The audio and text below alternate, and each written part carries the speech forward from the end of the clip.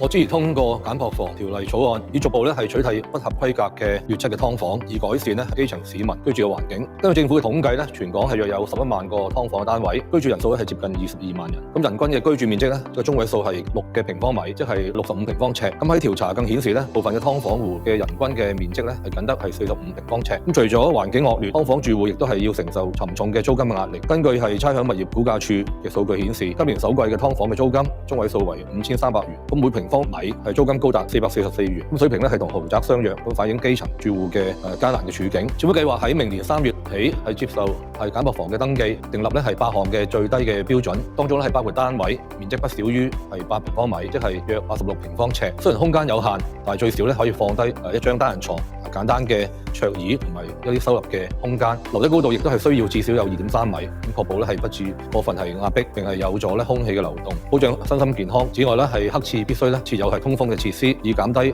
濕氣同埋異味對住戶構成嘅影響。